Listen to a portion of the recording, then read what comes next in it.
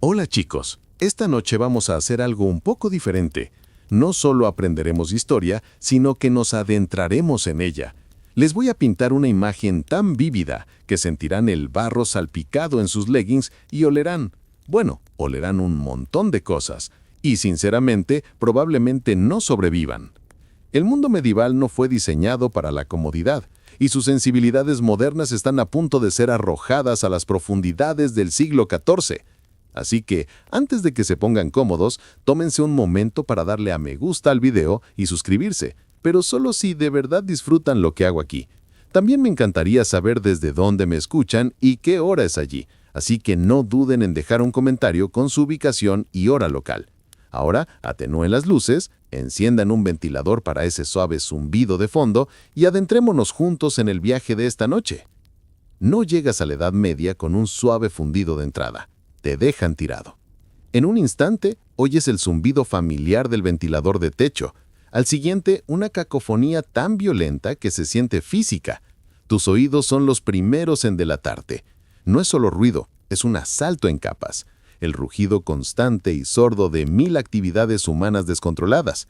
Herreros martillando, ruedas de carretas rechinando sobre piedra implacable, los chillidos penetrantes de los cerdos llevados al mercado, y por debajo de todo, los ladridos frenéticos de perros que nunca han conocido una correa. Aquí no hay ordenanza sobre el ruido, ni concepto de voces internas. El sonido es una densa y pesada manta que te asfixia, y continúa desde el amanecer hasta que finalmente se desvanece la luz. Entonces llega el olor. ¡Ay, el olor! Has leído sobre él, pero tu nariz del siglo XXI, acostumbrada al aire desinfectado y al desodorante, está completamente desprevenida. Te golpea en la garganta, un hedor complejo, a la vez dulce y podrido. Está el acre olor a leño de madera, sí, pero se mezcla con el penetrante olor de las curtiderías que usan orina para tratar las pieles, el olor metálico de la sangre del puesto del carnicero, el aroma abrumador de la humanidad sucia piñada y el omnipresente y fundamental hedor del estiércol, de caballo, vaca, cerdo, pollo, humano, todo cociéndose al sol. No hay alcantarillas, solo canaletas abiertas que gotean lentamente por el centro de las calles adoquinadas, llevándose todo. Intentas respirar por la boca, pero entonces lo saboreas, una leve película arenosa en la lengua. Este es el aire que ahora debes respirar, y tus pulmones se revelan con una tos que atrae miradas curiosas. A medida que tus ojos se adaptan a la luz tenue, sin bombilla, solo la luz del sol filtrándose a través de edificios estrechos y voladizos, la escena se resuelve en un caos de detalles. Estás en una plaza de mercado, pero no se parece en nada a un pintoresco mercado de agricultores. Este es el motor económico del pueblo, y es estrecho, sucio y rebosa de una desesperación que nunca has presenciado.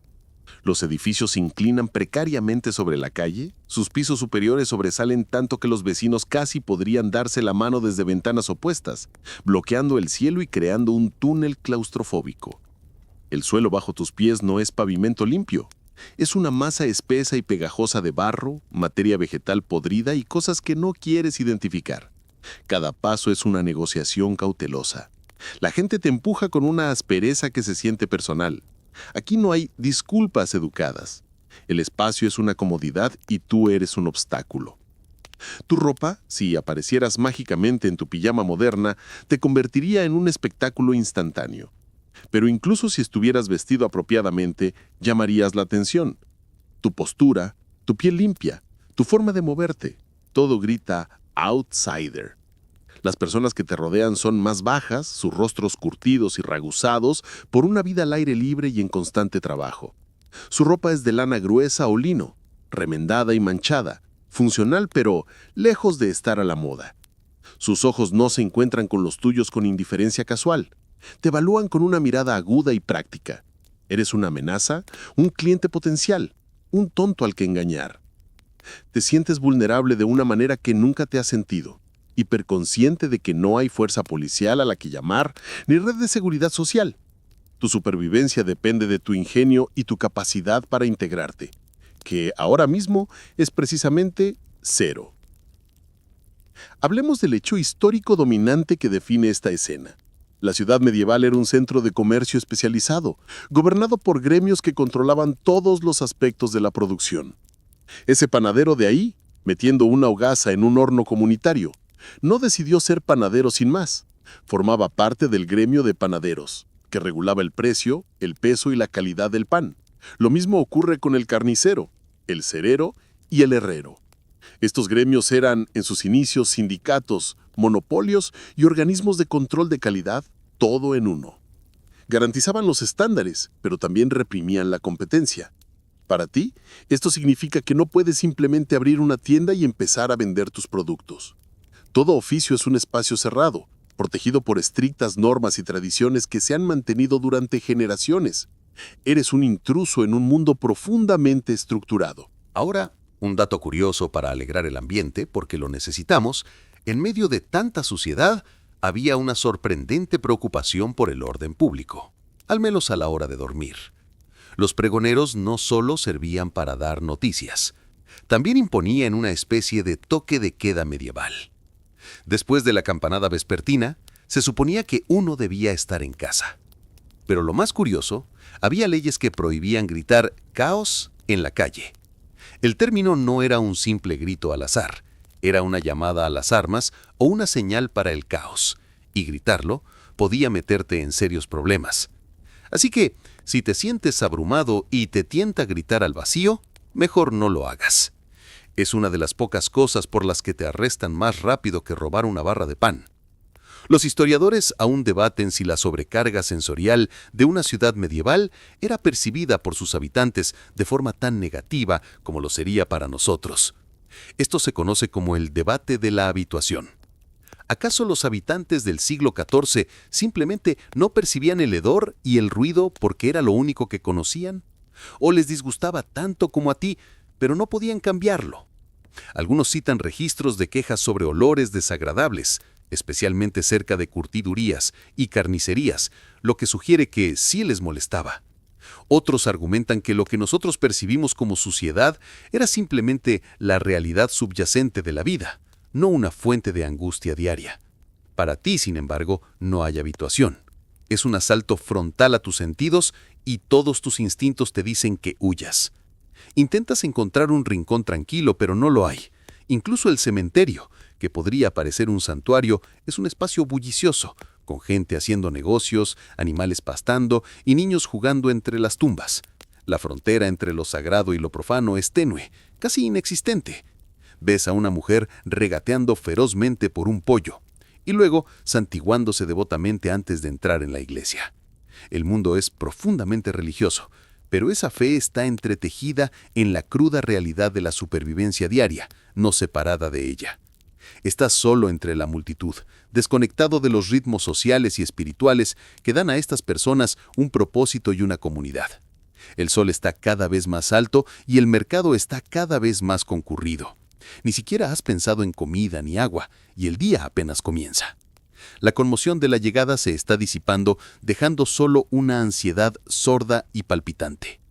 Este es tu hogar ahora, y tienes que encontrar la manera de aguantar hasta el anochecer. La necesidad de escapar del caos opresivo de la plaza del mercado es abrumadora. Ese ruido constante y chirriante se te graba en los huesos y el hedor se ha convertido en un sabor insoportable. Así que decides moverte, buscar un espacio abierto, un poco de aire que no parezca sólido. Te abres paso entre la multitud, recibiendo codazos y miradas de disgusto, y finalmente te liberas de lo peor de la presión cerca de la puerta del pueblo. Pero pasar bajo el arco de piedra custodiado por hombres vestidos de cuero manchado que te miran de arriba abajo con aburrida sospecha no te trae el alivio que esperabas. En cambio, el mundo se abre a una inmensidad igual de aterradora a su manera. El pueblo no era una prisión, era una cuna frágil. Aquí afuera, más allá del muro, estás realmente expuesto. El paisaje no te da la bienvenida, simplemente existe, inmenso e indiferente. El sendero trillado, poco más que una cinta de barro revuelto, se extiende frente a ti, pero a ambos lados el bosque se alza como un muro oscuro y respirante. Esto no es un parque pintoresco, es el desierto, y no está de tu lado. Das tus primeros pasos en la carretera y comprendes de inmediato por qué viajar era tan temido. Esto no es una carretera, Es un trauma para tus pies. La superficie es una mezcla caótica de profundos surcos tallados por ruedas de carreta, piedras afiladas y parches de barro absorbente que amenazan con arrancarte los zapatos. No hay asfalto ni una nivelación uniforme. Cada paso requiere un cálculo minucioso. Tus zapatos modernos, diseñados para el pavimento, son un chiste aquí. En cuestión de minutos te duelen los pies y ya sueñas con el concepto inventado del soporte para el arco. No estás caminando con dificultad, un lento y doloroso esfuerzo que parece cubrir una distancia insignificante. El horizonte no se acerca, simplemente te tienta. Y estás en una carretera relativamente buena, una que conecta pueblos. Los historiadores estiman que incluso en un día despejado, una persona sana podría recorrer solo 10 o 15 millas a pie. Un día de viaje es una tarea lamentablemente pequeña para nuestros estándares. Cada milla se gana con dolor y fatiga. Los sonidos cambian, pero no desaparecen. El ruido humano se desvanece, reemplazado por algo más primario. El viento susurrando las hojas de los robles y las hayas adquiere una cualidad susurrante y amenazante. Cada chasquido de una ramita en la maleza te hace saltar. ¿Es un conejo? ¿Un lobo? ¿Un bandido? Tu imaginación, alimentada por toda una vida de películas de terror, se desboca. A lo lejos oyes el grito solitario de un ave rapaz. Es silencioso, pero es un silencio pesado y vigilante. Sientes que te observan 1000 ojos invisibles. El aire es más limpio, sí, pero es frío y lleva el olor húmedo y terroso de la descomposición y la vegetación. Notas cosas que normalmente ignorarías. La forma en que las sombras se profundizan bajo los árboles, el frío repentino cuando una nube pasa sobre el sol. La naturaleza no es un telón de fondo aquí, es un participante activo en tu día, y es en gran parte hostil. Esto nos lleva a un hecho histórico general. El sistema de carreteras medieval era en gran medida un legado de los romanos, pero llevaba siglos desmoronándose. No existía una autoridad centralizada que mantuviera estas arterias vitales. El mantenimiento era responsabilidad del señor local y a menudo se descuidaba. Así, lo que empezó como una calzada romana recta podía convertirse en un cenagal o ser bloqueada deliberadamente por un noble local que cobraba un peaje por el paso en un tramo un poco menos peligroso. Camina sobre el fantasma de una civilización mejor organizada. Ahora un dato curioso que resalta los peligros absurdos. Una de las mayores amenazas para los viajeros medievales no eran solo los lobos o los forajidos, sino los cerdos. Así es, los cerdos. Los jabalíes eran terriblemente comunes e increíblemente agresivos, pero incluso los cerdos domésticos, a los que a menudo se les permitía vagar libremente por los bosques para buscar alimento, podían ser peligrosos. Eran semisalvajes, protectores y sorprendentemente grandes. Hay registros de personas muertas o gravemente heridas por cerdos. Así que, mientras te preocupas por los monstruos de los cuentos de hadas, un gruñido proveniente de los arbustos podría ser real.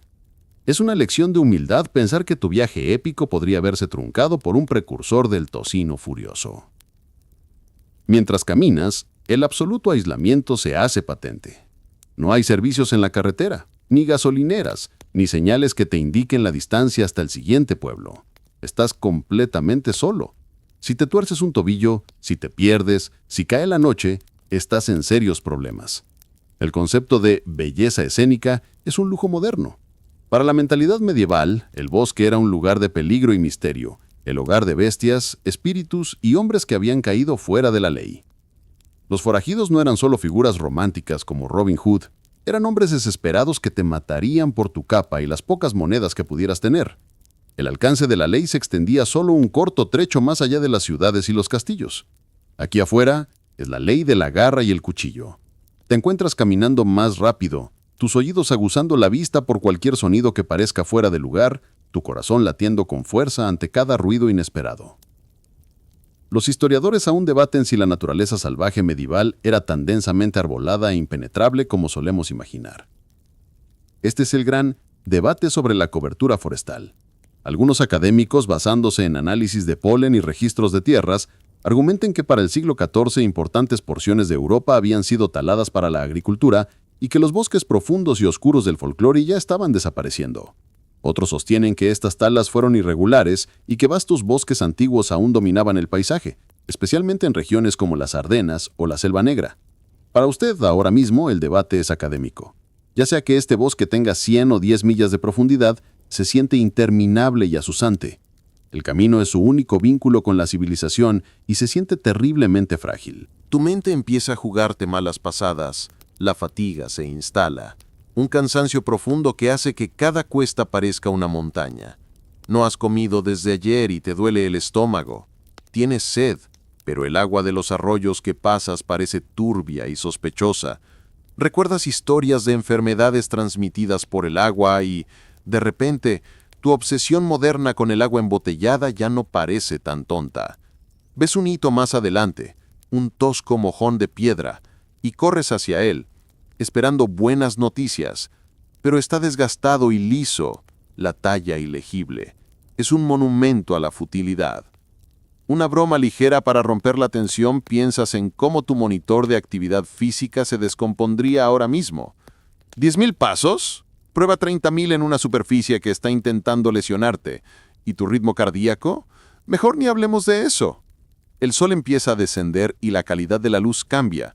Las largas sombras de la tarde se extienden por el sendero, fundiéndose en una penumbra general. El aire se vuelve más frío. El pánico empieza a picarte en la nuca. Cae la noche y no estás preparado. La idea de dormir a la intemperie, expuesto, es impensable. ¿A dónde vas siquiera? El suelo del bosque está húmedo y plagado de insectos. Cada crujido en los arbustos suena ahora como un depredador. Recuerdas la relativa seguridad de las murallas del pueblo, la seguridad abarrotada y maloliente que tanto ansiabas abandonar. Parece un paraíso perdido. Te das cuenta de que viajar no era una aventura, era un riesgo calculado, asumido solo por absoluta necesidad. Para peregrinar, para comerciar, para la guerra. Tú, con tu deseo casual de pasear, eres una anomalía, un tonto. El paisaje te ha derrotado sin que una sola bestia o bandido aparezca. Simplemente te ha desgastado con su magnitud absoluta e implacable. La oscuridad se cierne sobre ti y estás solo en un camino sin salida. La oscuridad no es solo ausencia de luz, es una presencia palpable que te envuelve, haciendo que cada crujido en la maleza suene como una amenaza. Tus pies gritan por la brutal caminata del día, y el frío aire nocturno se filtra a través de tu ropa con una eficacia para la que el aislamiento moderno nunca te preparó. El pánico ya no es una sensación abstracta, es un nudo frío en el estómago. Sabes que no puedes pasar la noche en este camino. Sin otra opción, te tambaleas hacia un tenue destello de luz en la distancia, esperando que sea una granja o, con suerte, una posada. El edificio que surge de la penumbra es una estructura baja, estilo casa comunal, con un techo que parece estar hundiéndose bajo el peso de siglos. Humo sale de un agujero en el techo, y la luz proviene de una única y pequeña ventana cubierta con pergamino engrasado. Aquí está, refugio. Abres la pesada puerta de madera y una nueva oleada de asalto sensorial te golpea. Si el mercado de la ciudad fue un asalto, esto es un asedio a tu espacio personal, y tu cuerpo es la fortaleza bajo ataque. El aire interior es denso y caluroso, cargado de olor a humo de leña, verduras guisadas y el penetrante hedor de la humanidad y los animales apiñados. Sí, animales. En un rincón, unas gallinas cloquean suavemente desde un corral improvisado, y un perro levanta la cabeza para mirarte con perezosa sospecha antes de volver a acostarse. La sala principal es un espacio único y multiusos. Cocinar, comer, dormir y vivir. Todo sucede aquí. El suelo es de tierra compactada, cubierto de juncos que han conocido tiempos mejores, probablemente semanas atrás. Puedes sentir el crujido de huesos viejos y restos de comida bajo los pies. El calor de la hoguera central es bienvenido después del frío exterior, pero es un calor humeante que te hace llorar. Un posadero de aspecto hosco te acompaña a un banco y te evalúa con una mirada que calcula exactamente cuánto puede cobrarte de más. Tu cuerpo, ya exhausto, ahora tiene que lidiar con un nuevo nivel de incomodidad. Aquí es donde aprendes la primera lección brutal sobre la higiene medieval. La privacidad es un concepto que aún no se ha inventado. Cada función corporal, cada tos, cada ronquido es un asunto público. Hablemos de tu cuerpo. Ahora mismo probablemente esté más limpio que nunca. El hecho histórico fundamental que debes comprender es que la concepción medieval de la limpieza era radicalmente diferente a la nuestra. Mientras que nosotros asociamos la higiene con agua y jabón, ellos la asociaban con el lino. La teoría era que la ropa interior de lino blanca y limpia, usada en contacto con la piel, absorbería las impurezas del cuerpo. Así pues, una persona podía cambiarse la camisa de lino con regularidad, pero ¿bañarse? Era una actividad poco común y a menudo sospechosa. Los baños públicos existían en las ciudades más grandes, pero para el siglo XIV se estaban ganando la reputación de antros de vicio y, lo que es más importante, se les relacionaba con la propagación de enfermedades. Así pues, el baño frecuente de la época romana había dado paso a una cultura donde lavarse el cuerpo entero podía ser una actividad anual, si acaso. Tu piel, acostumbrada a las duchas diarias, está a punto de embarcarse en un viaje de picazón y suciedad que no puedes comprender. Te dan un tazón de un guiso turbio y un trozo de pan grueso. Tienes tanta hambre que apenas te importa lo que hay en él. Pero mientras comes, notas a tus compañeros de viaje. Se rascan casi constantemente. Brazos, piernas, cuero cabelludo. Es un movimiento rítmico, inconsciente. Y entonces lo sientes. Una pequeña sensación de hormigueo en tu propio cuero cabelludo. Piojos, pulgas, chinches. No son plagas ocasionales, son compañeros constantes. El colchón relleno de paja que te muestran, un lujo por el que te cobran extra, es un ecosistema repleto de parásitos. Mientras te recuestas, todavía con toda tu ropa por el frío, sientes las pequeñas picaduras comenzar casi de inmediato. No hay escapatoria. Tu cuerpo es un banquete y tú eres el plato principal. El sueño es una serie fragmentada de tics y rasguños. Esta es tu nueva normalidad, una irritación perpetua de bajo nivel que desgastará tu cordura tanto como tu piel. Ahora, un dato curioso que te pondrá nervioso. Uno de los métodos más comunes para combatir los piojos no era lavarse, sino usar peines de púas finas. La gente pasaba horas peinándose para eliminar las liendres y los adultos. Era una actividad social, una forma de conectar. Imagina eso como sustituto para una cita para tomar un café. ¿Quieres venir a despiojarme? Y si la infestación era muy grave, usaban tratamientos como mercurio o arsénico que, bueno, digamos que mataban a los piojos, pero tampoco eran precisamente buenos para el anfitrión. Es un recordatorio de que las soluciones medievales solían tener efectos secundarios medievales. Al amanecer, filtrando una tenue luz por el agujero del humo, te despiertas más cansado que al acostarte. Te duelen todos los músculos y estás cubierto de ronchas rojas que pican. Lo primero que piensas es en una ducha, pero es una fantasía. Te ofrecen una palangana con agua para lavarte la cara y las manos. El agua está fría y turbia de un cubo común. Buscas una letrina. El posadero señala vagamente la puerta trasera. Afuera hay una sencilla zanja tras una mampara de arbustos. El concepto de tratamiento de aguas residuales está 1000 años lejos. El olor es espantoso. Aquí es donde empiezan las enfermedades. Sin comprender los gérmenes, se creía que las enfermedades eran causadas por miasmas, aire viciado que emana de la podredumbre y la suciedad. Si bien no estaban del todo equivocados sobre la conexión entre la suciedad y la enfermedad, su solución a menudo era enmascarar el olor con hierbas o aceites dulces, en lugar de eliminar la fuente. Así, usted puede llevarse un pomo de hierbas aromáticas a la nariz, pero aún así está bebiendo agua contaminada por el agua que escurre de esa misma zanja. Los historiadores aún debaten si la falta de higiene personal fue la causa principal de las altas tasas de mortalidad en la Edad Media. Este es el debate de saneamiento versus nutrición. Algunos académicos señalan las terribles condiciones sanitarias y la proliferación de parásitos como factores clave de la baja esperanza de vida. Otros argumentan que la desnutrición crónica era una causa aún mayor de muerte, debilitando el sistema inmunitario, de modo que incluso infecciones menores podían ser mortales. Para ti, es un círculo vicioso.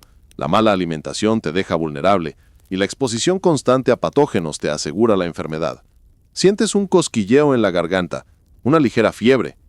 Es solo un resfriado o el comienzo de algo mucho peor. La medicina ofrece poco consuelo.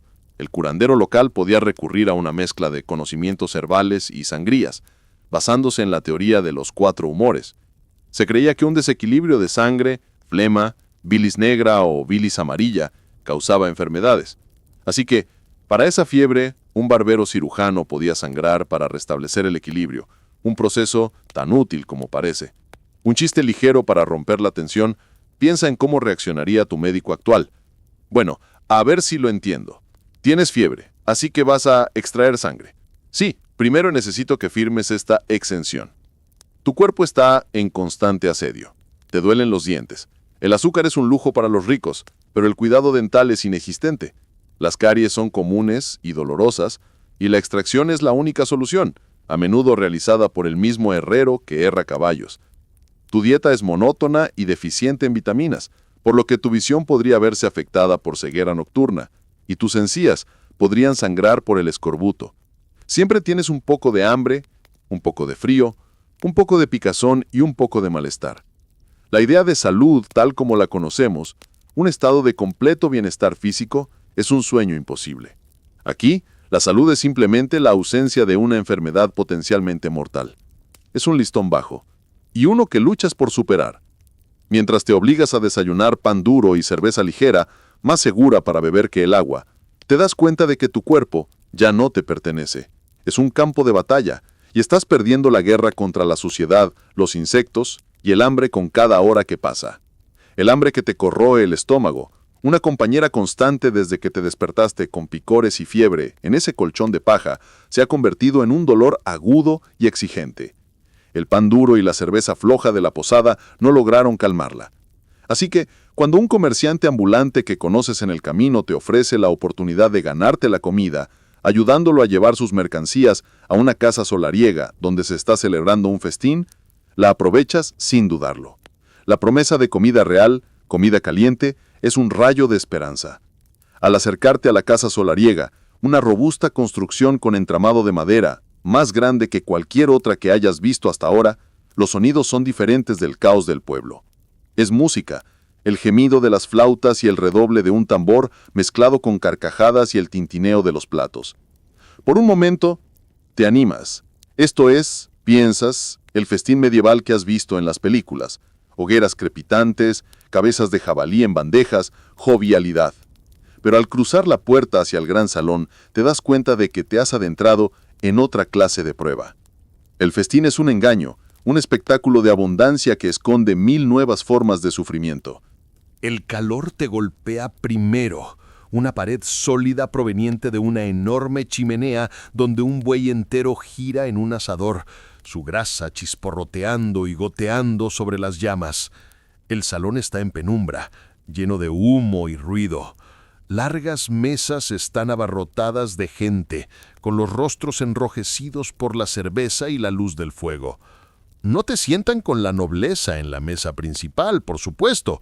Te arrastran a un banco en una mesa inferior, apiñado con otros sirvientes y acompañantes. Lo primero que te ponen delante no es un plato, sino una rebanada gruesa y dura de pan duro, del tamaño aproximado de un mantel individual. Este es tu plato. No es comida, es tu plato, y está destinado a absorber los jugos y las salsas de la comida. Al final de la noche, con suerte, podrías comer el pan empapado y sabroso. Si tienes mala suerte, se lo echarán a los perros que rondan bajo las mesas, peleándose por las sobras. Este es tu primer dato histórico general. El festín era una exhibición de poder y riqueza altamente ritualizada. El orden de las mesas, la calidad del plato, la nobleza podía recibir un pan más fino o incluso una tabla de madera, y la secuencia de los platos servidos formaban parte de una estricta jerarquía social. Estás en lo más bajo de la jerarquía. La comida empieza a llegar, servida en bandejas por sirvientes afanados. Impresiona desde lejos, grandes cuartos traseros de carne, pasteles con cortezas ornamentadas, guisos en ollas pesadas, pero de cerca la historia cambia. La carne suele ser dura, muy especiada, no solo por su sabor, sino para disimular los primeros signos de descomposición. No hay refrigeración, así que los animales se sacrifican y cocinan rápidamente, pero en una casa grande, la carne puede salarse, ahumarse o almacenarse durante días en condiciones precarias. Coges un trozo de lo que te dicen que es cerdo, y la textura es grasosa, con un sabor abrumador a clavo y pimienta. Ves cómo abren un magnífico pastel y por un momento te quedas asombrado por el espectáculo hasta que ves la variedad de aves que salen en tropel: palomas, gorriones, el cuello de un cisne curvado grotescamente. Es una sorpresa, pero no agradable. Todo es una mezcla de dulce y salado. Las frutas se guisan con carne, el azúcar es un lujo caro que se espolvorea sobre todo desde el pescado hasta la caza. El paladar moderno, que espera sabores distintos, está completamente confundido. Ahora, un detalle peculiar que define la teatralidad del festín: uno de los platos más populares se llamaba sutileza. No se trataba de simples alimentos, eran esculturas comestibles hechas de azúcar, mazapán o incluso masa cocida, diseñadas para ser admiradas entre plato y plato. Un castillo podía construirse con azúcar, o una estatua de un santo con masa de tarta. Pero la cumbre de esta tendencia era la tarta de los 24 mirlos, literalmente una tarta llena de pájaros vivos que salían volando al cortarlos, causando una conmoción encantadora o aterradora en el salón. Imagina intentar disfrutar de tu comida mientras las palomas revolotean alrededor de tu cabeza. Todo era cuestión de ostentación, de la capacidad del señor para dominar la naturaleza misma para la diversión de sus invitados. Para ti, es solo otra capa de caos. Coges una taza. No es agua. El agua está sospechosamente ausente, considerada inadecuada para el consumo noble. En cambio, estás bebiendo cerveza. Es suave, turbia y de sabor agrio, pero es la bebida segura porque el proceso de elaboración implica hervirla. Todos la beben, incluidos los niños. El vino, si lo hay, está muy especiado y diluido, a menudo transportado en barriles que le imparten un sabor a madera, a veces rancio. Comes con las manos y un cuchillo personal que se espera que lleves. Los tenedores son una rara rareza italiana, vistos con sospecha. Así que tus manos se manchan de grasa y salsa. No hay servilletas, así que las limpias con el mantel o la ropa. La persona a tu lado, un hombre corpulento que no ha parado de hablar desde que se sentó, escupe cartílago en los juncos del suelo. Los perros lo arrebatan con avidez. La limpieza es inexistente. Estás comiendo, bebiendo y respirando una nube de exhalaciones y comida desechada por otras personas. Los historiadores aún debaten si estos festines eran tan derrochadores como parecen. Este es el debate de festín o hambrona. El espectáculo de la carne sobrante arrojada a los perros sugiere un inmenso desperdicio, especialmente para una mirada moderna preocupada por la escasez de alimentos. Pero algunos académicos argumentan que en una sociedad sin refrigeración, los festines eran una forma práctica de consumir grandes cantidades de comida antes de que se estropeara, y que las sobras se administraban con cuidado. Se daban a los sirvientes, a los pobres, o incluso se usaban como alimento para animales. Nada se desperdiciaba realmente en una economía de subsistencia. Para ti, sin embargo, el desperdicio es impactante. Ves hogazas de pan blanco fino a medio comer, un lujo que no es probado, tiradas a un lado, mientras masticas tu tosco plato. Un chiste ligero para acentuar lo absurdo: piensas en intentar explicarle tus alergias alimentarias al señor de la mansión. Lo siento mucho, mi señor, pero ¿este pavo real contiene frutos secos? ¿No? ¿Sin gluten? ¿Solo una ave entera? ¡Qué rico! La idea de restricciones dietéticas, más allá de las de la iglesia, es risible. Comes lo que te dan y lo agradeces, pero a medida que avanza la noche, tu gratitud lucha con tu estómago. La comida rica y pesada, tan diferente de tu dieta habitual, empieza a rebelarse. La cerveza, aunque floja, aumenta una sensación general de malestar e hinchazón. Sientes un calambre, un ruido sordo que promete problemas. Te das cuenta de que el festín no es un respiro de tus luchas. Simplemente las está concentrando en una nueva y más intensa forma de agonía. La música parece más fuerte, la risa más discordante. Has comido hasta saciarte, pero nunca te has sentido más insatisfecho. El engaño es completo. La apariencia de abundancia oculta la realidad de la incomodidad, y tu cuerpo está a punto de emitir su veredicto sobre toda la dieta medieval. El gran festín que anoche parecía un triunfo de la hospitalidad medieval, se ha convertido en un arrepentimiento desgarrador por la mañana. Te despiertas no con el suave canto de los pájaros, sino con la violenta protesta de tu propio sistema digestivo. Esa carne rica y muy especiada, la cerveza agria y el ambiente general de intercambio de gérmenes, todos se rebelan. Te duele la cabeza, te da un vuelco el estómago y te duelen todos los músculos por dormir en otra superficie implacable. Pero no hay tiempo para la recuperación. Antes de que el sol haya despejado por completo el horizonte, suena una campana áspera y una voz áspera grita órdenes. El señor de la mansión te ofreció refugio, pero con condiciones. Hoy trabajas. El recuerdo de la falsa comodidad del festín se desvanece mientras te conducen afuera con un grupo de otros trabajadores, con el cuerpo ya gritando de anticipación. La tiranía del trabajo está a punto de comenzar y hace que tu peor lunes en la oficina parezca un día de spa. Te entregan una herramienta, un implemento pesado con mango de madera que podría ser una azada o un asadún. Se siente torpe y extraño en tus manos suaves y modernas. Tus compañeros de trabajo, hombres y mujeres con rostros curtidos por el sol y el viento, se mueven con una eficiencia cansina que habla de toda una vida de esto. No hay café ni reunión matutina. La tarea del día es simple y brutal. Estás en un campo y necesitas ser preparado para la siembra. La tierra es dura, compactada por las heladas invernales y las lluvias primaverales. Cada golpe de la herramienta envía una sacudida a tus brazos hasta tus hombros. En una hora, tus palmas están en carne viva y ampolladas. Tu espalda es un nudo de dolor y estás empapado en un sudor que atrae una nube de mosquitos. Esto no es ejercicio, es un castigo. El sol, que una vez creíste como fuente de vida, ahora es un supervisor despiadado que te quema sin piedad. No hay descansos para hidratarse ni normas de seguridad. Trabajas hasta que suena la campana, y eso parece imposible. Esta incesante rutina se sustenta en un hecho histórico fundamental, el sistema señorial. La tierra que trabajas no es tuya, pertenece al Señor, y tú, a todos los efectos, vives la vida de un siervo. Los siervos no eran esclavos, pero estaban ligados a la tierra.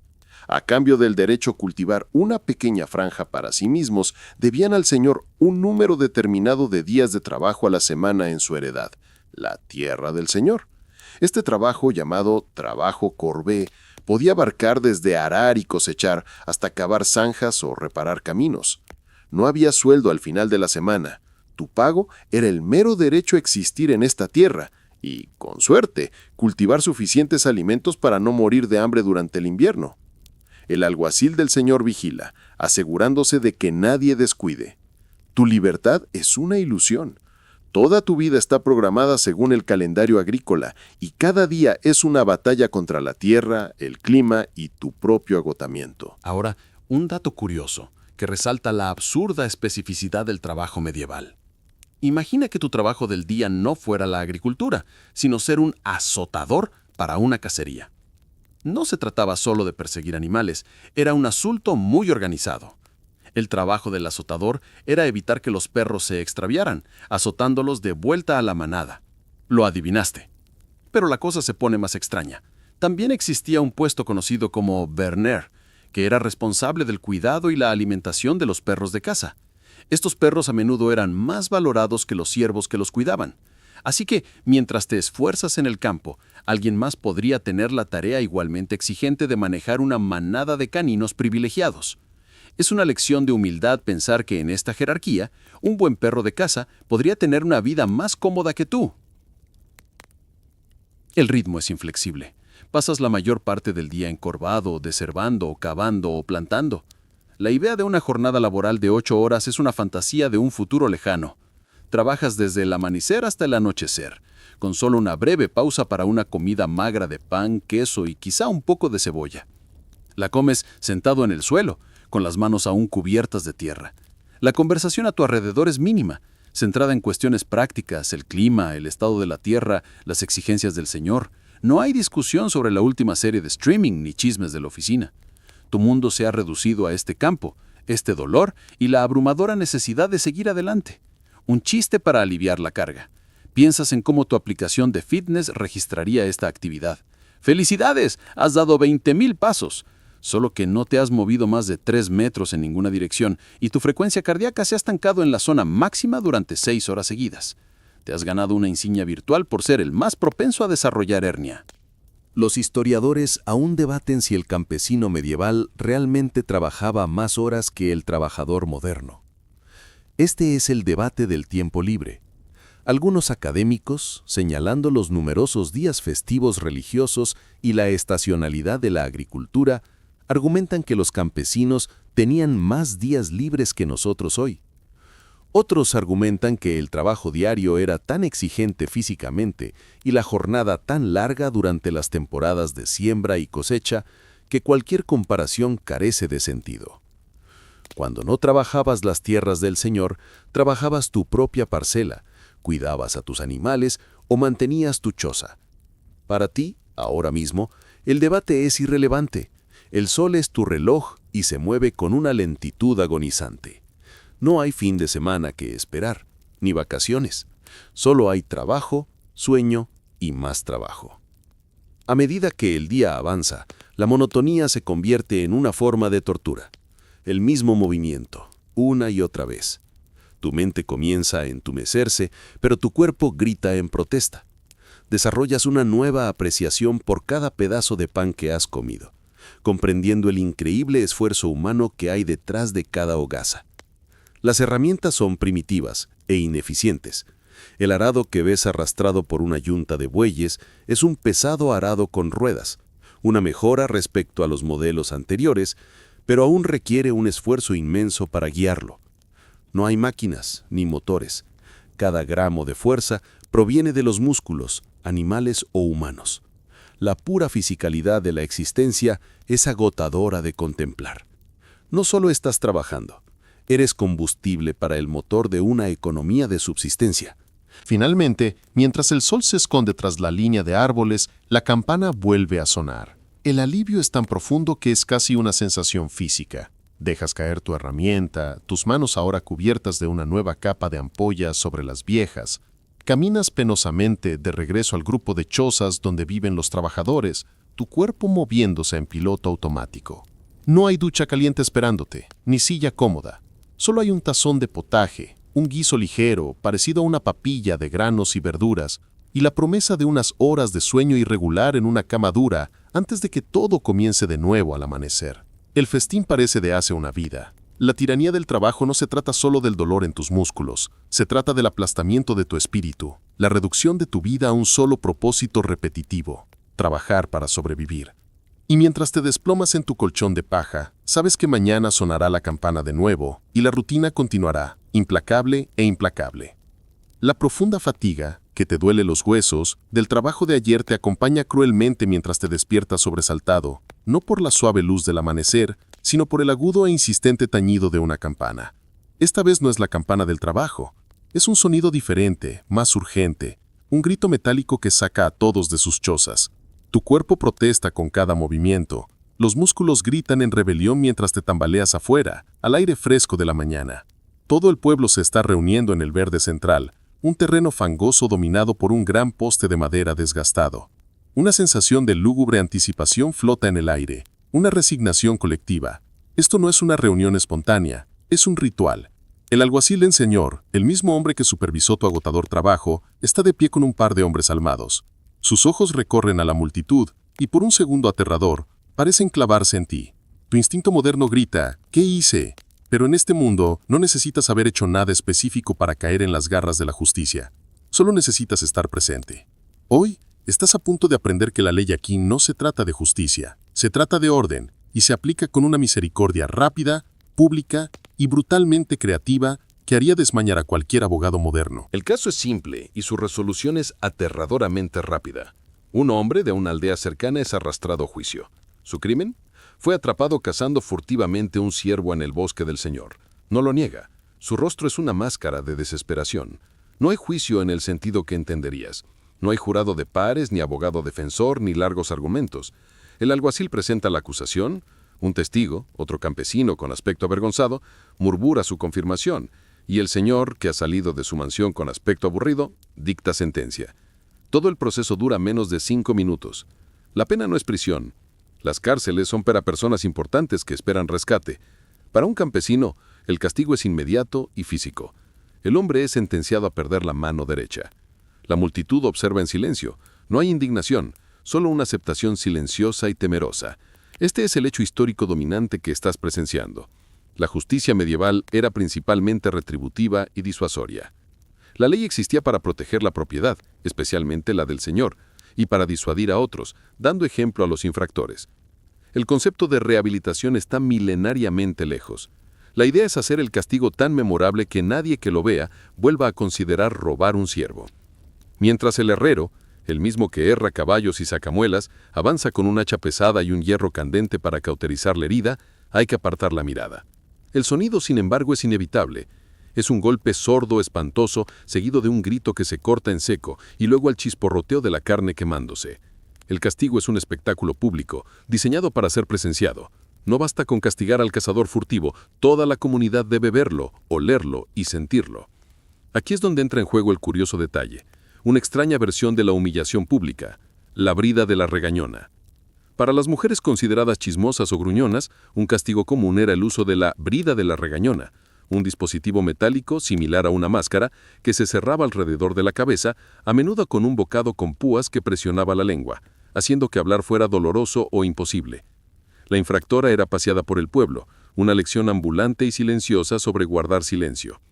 Es un castigo que ataca el propio tejido social, utilizando la vergüenza como herramienta principal. ¿Te imaginas recibir una multa por hablar demasiado? Le da un giro completamente nuevo a la libertad de expresión. Te encoges entre la multitud, con la esperanza de volverte invisible. Pero tu sensibilidad moderna ya te ha hecho destacar. Tu ropa, aunque ahora sucia, sigue teniendo una estructura extraña. Tus patrones de habla son extraños. Eres un desconocido. Y en un pueblo tan unido, un desconocido es una amenaza. Puede que la mirada del alguacil te haya pasado por alto esta vez, pero sientes el peso de la mirada de la comunidad. Aquí la justicia no es ciega, es hipervigilante y opera según el principio del conocimiento local. La ley es una red de costumbres y tradiciones que todos parecen entender menos tú. ¿Pisaste accidentalmente la franja de tierra de alguien? ¿Sacaste agua del pozo equivocado? Las reglas son innumerables y no están escritas. Un chiste ligero para romper la tensión. Piensas en cómo sonaría aquí un descargo de responsabilidad legal moderno. Al ingresar a las tierras de la mansión, usted se compromete a cumplir con todas las leyes locales, incluyendo, entre otras, la ley sobre caza furtiva, vagancia y uso indebido del área de pastoreo común. Cualquier violación puede resultar en desmembramiento. Por favor, firme aquí. La experiencia te conmueve profundamente. La violencia casual, la falta de un debido proceso, es horroroso. Pero esto conduce al debate académico abierto que los historiadores aún discuten.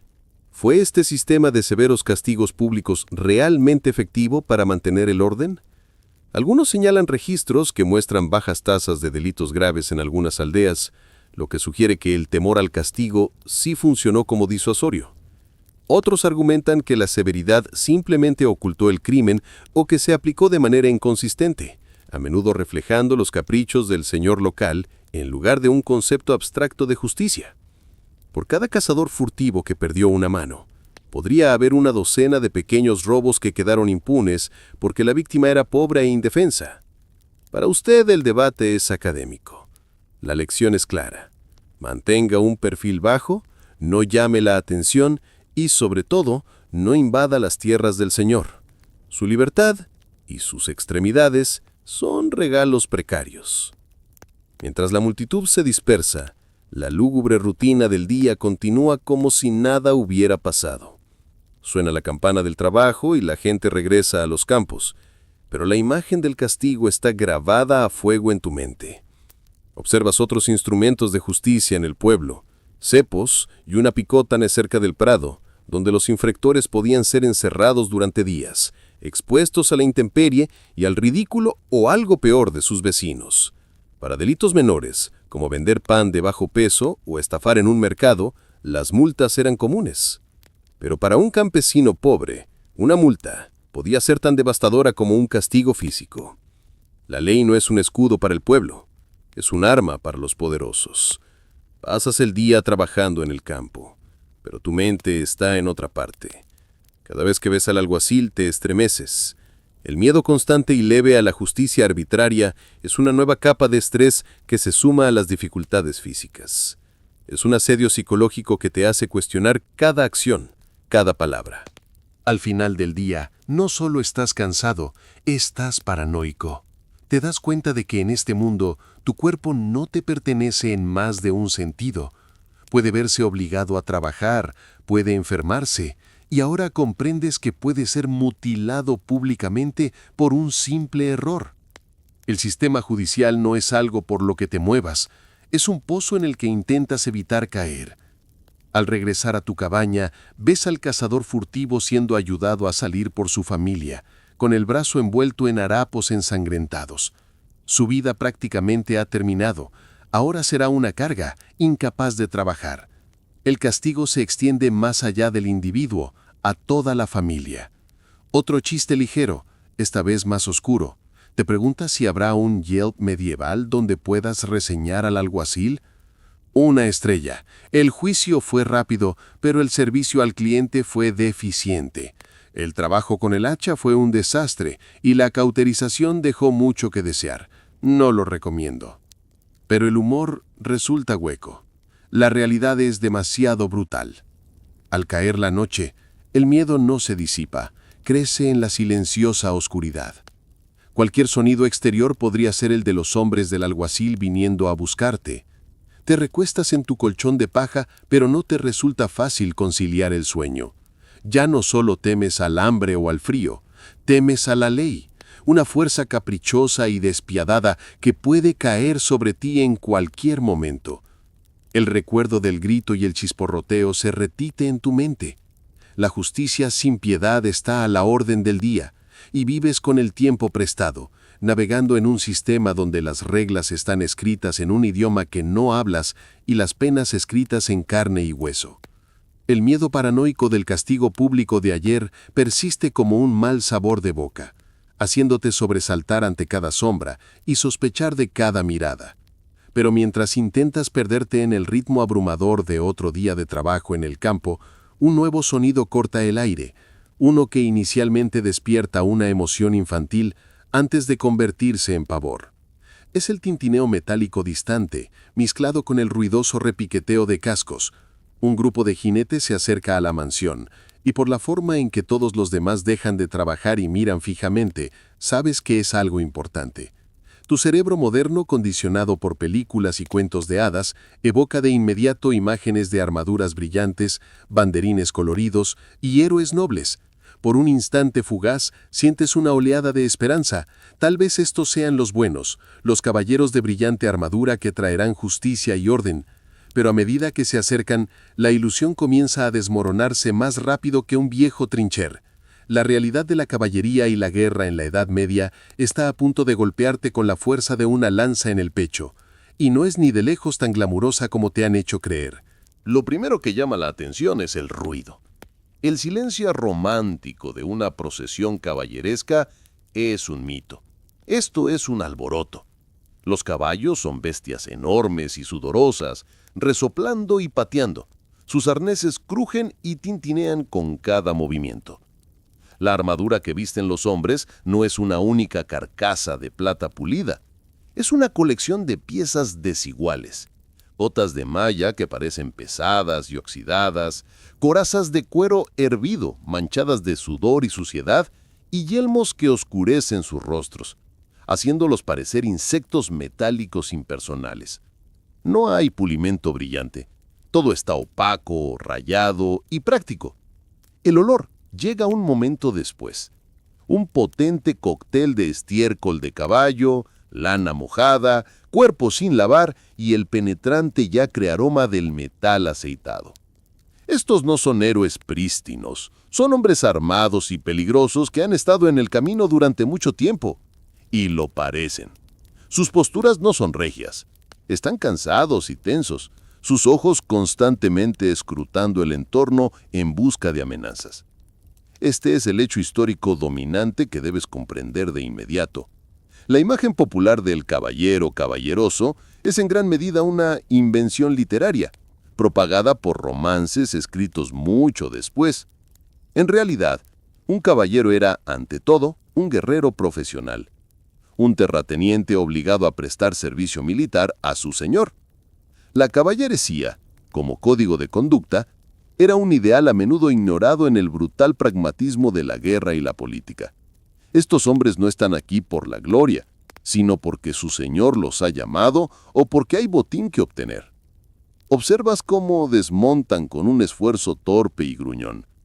La armadura no es algo con lo que se pueda simplemente saltar, es engorrosa y agotadora. Una armadura completa de placas, que no será común hasta dentro de un siglo, podría pesar entre 20 y 25 kilos. Pero incluso la cota de malla y la placa parcial que llevan estos hombres son una carga considerable. Moverse con ella es un ejercicio, y luchar con ella es una hazaña de resistencia extrema. La idea de un caballero levantándose con gracia tras ser derribado de su caballo es cómica. Es más probable que sea una lucha desesperada y agitada, como una tortuga boca arriba. Se dirigen a la casa solariega, y esperas un saludo noble, pero en cambio, aparece el señor y se produce una tensa conversación. Se trata de dinero, suministros y lealtad.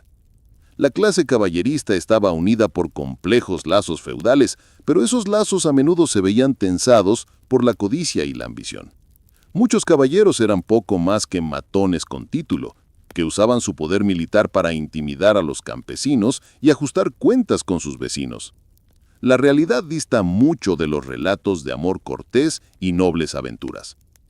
Ahora, un detalle curioso que desmiente la idea caballeresca.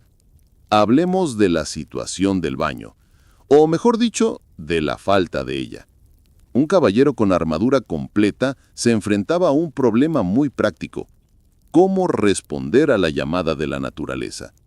Si bien la armadura de placas completa estaba ingeniosamente diseñada con articulación para el movimiento, no era precisamente fácil de poner y quitar rápidamente. Hay anécdotas e ilustraciones que sugieren que algunos diseños de armadura tenían una especie de solapa con bisagra o bragueta para este mismo propósito, pero aún así era un asunto desordenado e indigno. Imaginen tener que lidiar con eso bajo el estrés de una batalla o en una larga marcha. Es un humilde recordatorio de que incluso el guerrero más elitista tenía que lidiar con las mismas funciones corporales básicas que todos los demás, solo que con mayor dificultad. Adiós al heroísmo digno. El motivo de su presencia se aclara más tarde ese día. Habrá un torneo, no una gran justa a nivel de reino, sino un evento local, un ejercicio de entrenamiento y una exhibición de destreza para el señor y sus invitados. Tus esperanzas de espectáculo vuelven a surgir, pero se desvanecen rápidamente. El terreno del torneo es un campo fangoso removido por caballos y pies. La multitud está formada por campesinos como tú, a quienes se les da un breve respiro del trabajo para ver a sus supuestos superiores golpearse hasta quedar inconscientes. La justa en sí es un asunto brutal y breve. Dos caballeros cargan uno contra el otro con lanzas, pero no hay un derribo elegante. La mayoría de las veces, las lanzas se rompen contra los escudos, haciendo volar astillas. O los caballeros simplemente chocan con un crujido repugnante de madera y metal. Un caballero es arrojado de su caballo y yace inmóvil en el barro. No hay ronda de aplausos. Algunos hombres corren a arrastrarlo. Esto no es deporte. Es un juego peligroso, a menudo letal, que sirve de entrenamiento para la guerra. Los caballeros no lo hacen por humor. Lo hacen por el dinero del premio y la oportunidad de capturar y pedir rescate a sus oponentes. Es una transacción comercial con alto riesgo de lesiones personales. Un chiste ligero para relajar la tensión. Piensas en cómo cubrirían los comentaristas deportivos modernos un torneo medieval. ¿Y si Reginald ha caído? ¿De eso va a dejar huella, Bob? Parece que sus primas de seguro están a punto de dispararse. De vuelta a ti, Jim. Lo absurdo de aplicar nuestra visión desinhibida, el deporte, a esta violencia, pone de relieve la brecha entre el mito y la realidad. Otro chiste. Te preguntas si existe una versión medieval de un protocolo de conmoción cerebral. Bien, Sir Geoffrey, ¿cuántos dedos estoy mostrando? Veo 3 caballos y un dragón. Listo. Esto conduce al debate académico abierto que los historiadores aún discuten. ¿Cuán efectivos fueron realmente los caballeros en la guerra? La visión tradicional los pinta como los tanques del campo de batalla medieval, dominantes e imparables.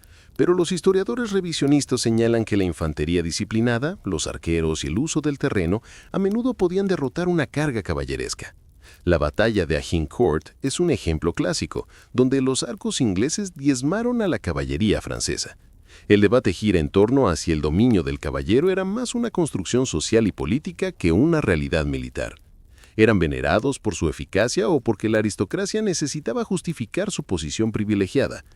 Para ti, al observar a estos hombres desplazándose pesadamente con su equipo pesado, parecen poderosos pero también vulnerables, especialmente ante una flecha bien colocada o una turba de campesinos furiosos con horcas.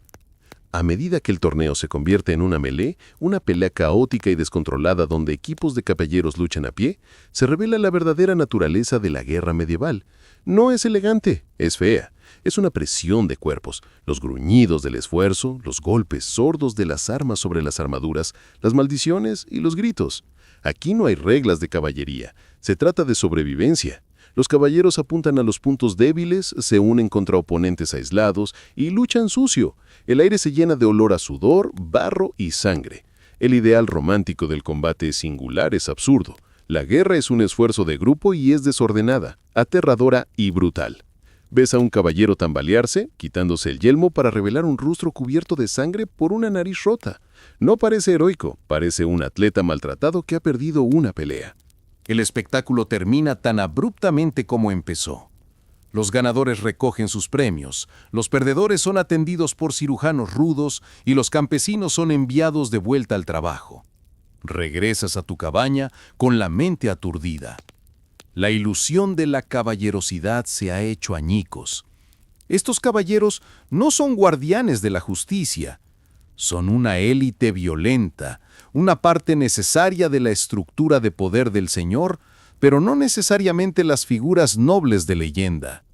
Su mundo es de violencia, política y pragmatismo. El código de la caballería, ¿te das cuenta? Probablemente era más bien un espectáculo, una forma de disfrazar las duras realidades del poder y la guerra con un manto de moralidad. Era una fantasía que ayudaba a la nobleza a dormir por la noche, al igual que nuestras películas de acción nos ayudan a romantizar el conflicto. Pero aquí, entre el barro y la sangre, no hay fantasía. Solo existe la cruda realidad de que los hombres con las armas dictan las reglas y su honor a menudo es tan flexible como su necesidad de supervivencia. Mientras intentas dormir, los sonidos de la refriega resuenan en tus oídos. Una lúgubre canción de cuna de un mundo donde la única virtud verdadera es la fuerza. Los ecos caóticos de la refriega del torneo finalmente se desvanecen en un sueño intermitente. Pero parece que solo han pasado minutos antes de que un nuevo sonido te saque del olvido. Este no es el áspero tañido de una campana de trabajo ni el estruendo de cascos. Es el profundo y resonante tañido de una sola campana de iglesia. Suena con un tono solemne y autoritario que parece vibrar a través del suelo. Mientras te remueves en tu colchón de paja, notas que todo el pueblo ya se mueve, fluyendo como un río lento hacia la iglesia de piedra al borde de los terrenos de la mansión. No hay discusión, no hay elección en el asunto. Es domingo, o quizás el día de un santo. Has perdido la cuenta y la asistencia no es opcional. Es tan fundamental como respirar. El poder de la iglesia no solo es espiritual, es temporal, entretejido en la misma estructura del tiempo y la ley. Al unirte a la multitud, sientes que te invade un miedo diferente, no el pánico agudo de la violencia, sino un temor sordo y profundo al juicio divino y a fuerzas invisibles. Hoy te adentras en el reino de la fe y el miedo, donde la línea entre la salvación y la condenación es tan delgada como la estola de un sacerdote. El interior de la iglesia es oscuro y fresco, un marcado contraste con el mundo exterior fangoso y soleado. La luz se filtra a través de pequeñas y gruesas vidrieras, proyectando patrones de colores sobre el suelo de piedra. El aire huele a piedra vieja, incienso y el tenue y dulce aroma de flores marchitas. Los aldeanos se apiñan en toscos bancos de madera, con la cabeza gacha. Te sientas al fondo, intentando pasar desapercibido. El servicio se celebra en latín, una lengua tan extraña para estos campesinos como para ti. El sacerdote, un hombre de rostro cansado y voz monótona y ritual, está de pie en el altar, de espaldas a la congregación. La gente no entiende las palabras, pero sí la función. Saben cuándo arrodillarse, cuándo ponerse de pie, cuándo persignarse. Su participación es física, no intelectual. Este es el hecho histórico predominante que estás presenciando, el inmenso y omnipresente poder de la Iglesia Católica medieval. No era solo una religión, era el marco de la realidad misma. Controlaba el calendario con sus santos y festividades, dictaba la ley moral, poseía vastas extensiones de tierra y tenía las llaves del cielo y del infierno. Desde el rey más poderoso hasta el siervo más humilde, todos estaban sujetos a su autoridad. Tu alma eterna era asunto de la Iglesia, y cobraba una tarifa por sus servicios en forma de diezmos, obediencia y temor. El sermón del sacerdote cambia del latín a la lengua vernácula local, y su tono pasa de monótono a apasionado. No habla de amor ni perdón, predica sobre el infierno, describe los tormentos de los condenados, con vívidos y horripilantes detalles. Fuego eterno, rechinar de dientes, demonios con garfios desgarrando la carne. Observas los rostros a tu alrededor, están marcados por un terror genuino. Esto no es abstracto, es un lugar real al que creen que podrían ser enviados por un pecado menor. El poder de la Iglesia se mantiene gracias a este miedo. Pero no se trata solo del más allá. El sacerdote también habla de amenazas más inmediatas, brujas, demonios y el mal de ojo. Advierte contra los pactos con el diablo, contra maldecir al prójimo, contra la falta de observancia del sábado. El mundo, según su relato, es un campo de batalla entre Dios y Satanás, y cada pensamiento y acción forma parte de la lucha. Para ti, con tu mentalidad moderna y secular, es abrumador. Tu miedo a la justicia del alguacil se ve ahora agravado por el miedo a un castigo invisible y sobrenatural. Un chiste para romper la tensión. Piensas en cómo se recibiría este sermón en un seminario moderno de autoayuda. Así que, primer paso para alcanzar tus metas, evitar la condenación eterna. Es un verdadero detonador. Tras el servicio, la multitud se dispersa, pero el ambiente es sombrío. Se ve a gente tocando una piedra en particular en el muro de la iglesia, desgastada por innumerables manos. Creen que tiene poderes curativos. Otros dejan pequeñas ofrendas, una corteza de pan, unas monedas, al pie de una estatua de la Virgen María. Aquí es donde entra en juego la curiosidad, la creencia en reliquias mágicas. Las iglesias medievales solían afirmar poseer reliquias de santos, un hueso de un dedo, un trozo de la Veracruz, un frasco de leche de la Virgen. Se creía que estos objetos tenían poderes milagrosos y eran un gran atractivo para los peregrinos. Pero el comercio de reliquias estaba plagado de fraudes. Había tantos trozos de la Veracruz repartidos por Europa que, como bromeó más tarde el filósofo Erasmo, podrían haber construido un barco. Aún así, la gente creía fervientemente. Aún más extrañas eran las ordalías del juicio de Dios, como la prueba del agua, donde se arrojaba al acusado al agua. Si flotaban, eran culpables, porque el agua, un elemento puro, los rechazaba, pero si se hundían, eran inocentes. Era una situación en la que todos perdían y dependía completamente de la intervención divina. Es un sistema tan lógico como usar una bola mágica para obtener asesoramiento legal. Intentas conversar con un aldeano sobre el sermón, pero te mira con recelo. Interrogar al sacerdote es arriesgarse a ser tildado de hereje. La herejía no era solo un desacuerdo teológico, era un delito contra el Estado y la sociedad, castigado con la muerte. La Inquisición aún está a un siglo de distancia, pero las semillas están ahí. La propia comunidad impone la conformidad. Observas que la superstición afecta a todos los aspectos de la vida. Un gato negro que se cruza en tu camino es un mal presagio. Un estornudo requiere una bendición para impedir que el diablo entre en tu cuerpo. Los límites entre la doctrina oficial de la Iglesia y las creencias populares son difusos. La gente usa amuletos junto a las cruces y visita a las sabias locales en busca de amuletos y curas, incluso cuando la Iglesia condena tales prácticas como brujería. Esto conduce al debate académico abierto sobre el que los historiadores aún discuten. ¿Cuán profundamente sobrevivieron las creencias y prácticas paganas bajo la superficie del cristianismo medieval?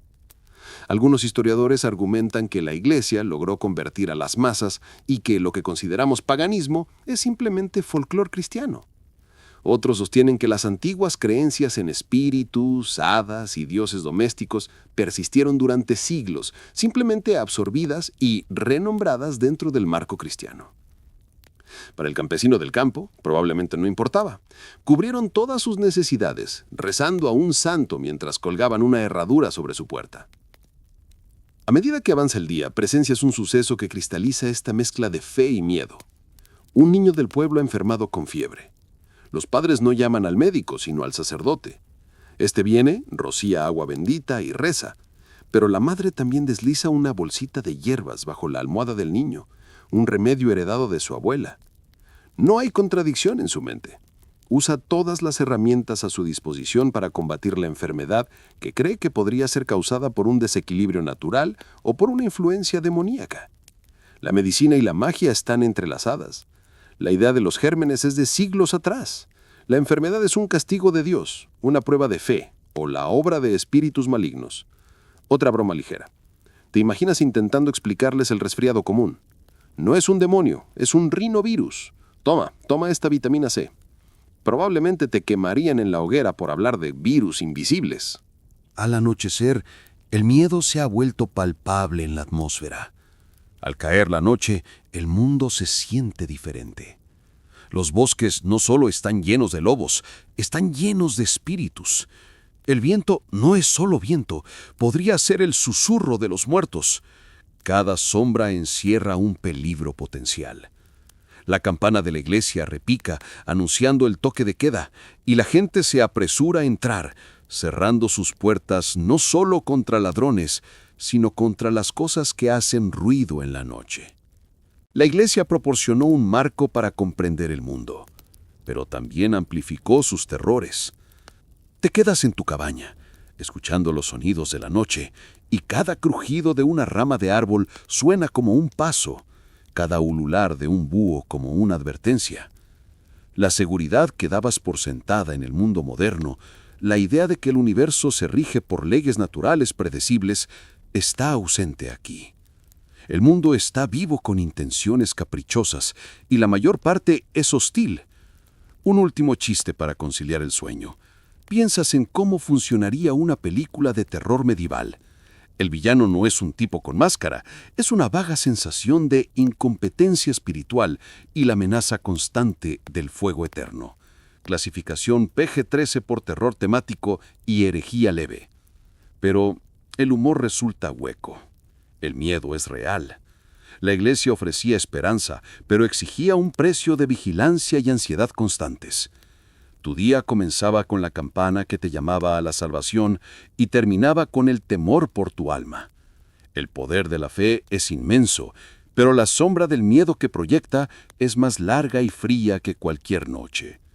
Al quedarte dormido, el recuerdo de la descripción del infierno del sacerdote se mezcla con el frío del aire nocturno y comprendes que en este mundo las fuerzas más poderosas son las que no puedes ver. El miedo profundo y resonante que infunde el servicio religioso persiste hasta el día siguiente, un zumbido sordo bajo la superficie de cada interacción. Pero al amanecer, las preocupaciones prácticas toman el control. Suena la campana para ir a trabajar y te encuentras de nuevo en el campo con los mismos aldeanos que ayer temblaban ante la idea del infierno. Hoy, sin embargo, algo se siente diferente. El sombrío aislamiento que has sentido desde tu llegada comienza a resquebrajarse, reemplazado por una sutil y compleja red de vínculos sociales. Mientras alzas tu herramienta, con las ampollas aún abiertas, observas cómo trabajan juntos los campesinos. Hay un ritmo en su labor, una comunicación silenciosa nacida de años pasados codo con codo. Intercambian herramientas sin decirse una palabra, se ayudan con las tareas pesadas y comparten un odre de agua que pasa de mano en mano. No se trata solo de un grupo de individuos que sufren juntos, es una comunidad. Y dentro de esta comunidad empiezas a ver la paradoja del campesino, una vida de sometimiento agotador, pero llena de una tenaz resiliencia y una sorprendente capacidad de rebelión tanto grande como pequeña. El Señor puede ser dueño de la tierra, pero los aldeanos son dueños de la supervivencia de los otros. El campo que trabajas hoy es diferente de la heredad del Señor. Este es el campo común, una vasta extensión dividida en franjas largas y estrechas.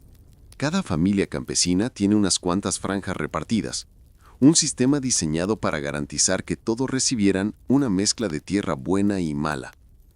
Ayudas a tu vecino, un hombre llamado Willem, con su siembra, y a cambio, él te ayudará con la tuya más tarde.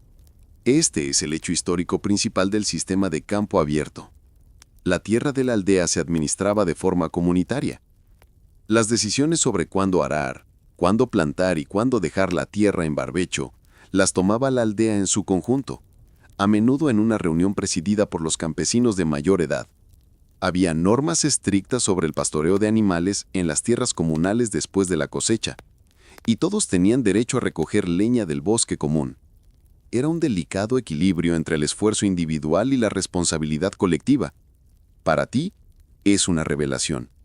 A pesar del poder abrumador del Señor y de la Iglesia, hay una capa de autogobierno, una pequeña república de suciedad y sudor que opera bajo el radar de la autoridad feudal. Mientras trabajas, te enteras de los chismes. Willem señala una franja de tierra que parece descuidada. Esa es del viejo Hemmel, murmura. Su hijo se escapó al pueblo el año pasado. No pasará el invierno. La conversación no es cruel, es práctica. El pueblo vigila a los suyos. Si Hemmel fracasa, afecta a todos. Alguien tendrá que ayudarlo o su tierra quedará en barbecho y la producción general del pueblo se verá afectada. Este sentido de obligación mutua es el pegamento que los mantiene unidos. Más tarde, durante un breve descanso, una mujer pasa una cesta de pequeñas manzanas silvestres. No hay agradecimientos. Se espera. Estás incluido en este circuito de compartir, no porque te lo hayas ganado, sino porque estás aquí, y eso te convierte en parte de la red. Un chiste ligero aparece en tu cabeza. Imaginas esto como una red social medieval. Oye, ¿supiste lo de Agnes? Acaba de conseguir una cabra nueva. Le gustó y la compartió todo el pueblo. Se hizo viral antes de que se comprendieran los virus. Pero la solidaridad tiene un lado oscuro. La misma comunidad que te apoya también te vigila. Te das cuenta de cómo todos saben lo que hacen los demás. Quién es fiel, quién es perezoso, quién podría estar haciendo trampas en sus tiras. El miedo de la iglesia al pecado se ve reforzado por la sospecha vecinal. Si te pasas de la raya, el castigo no siempre viene del alguacil. Puede ser el ostracismo social, que en un mundo donde dependes de tus vecinos para sobrevivir, puede ser una sentencia de muerte. Aquí es donde entra en juego el curioso detalle. El concepto de música áspera o tertulia. Si una pareja se casaba en contra de las normas de la comunidad, quizás con una gran diferencia de edad, o si se consideraba que alguien se había portado mal, los aldeanos podían reunirse fuera de su casa por la noche, golpeando cacerolas y sartenes, cantando canciones insultantes y armando un alboroto ensordecedor hasta que los infractores se conformaban o se marchaban. Era una forma de que la comunidad impusiera su propio código moral sin involucrar a las autoridades. Imagina que tu asociación de propietarios fuera así de intensa. Estamos aquí porque tu cebada es 15 centímetros más alta de lo que deberías y no nos iremos hasta que la cortes. Esto conduce al debate académico abierto que los historiadores aún discuten. ¿Cuál fue la verdadera naturaleza de la rebelión campesina? Todos conocemos las revueltas a gran escala, como la revuelta campesina de 1381 en Inglaterra, pero los historiadores debaten cuán común era la resistencia cotidiana. Algunos argumentan que los campesinos eran en gran medida pasivos, aceptando su suerte debido a creencias religiosas o miedo.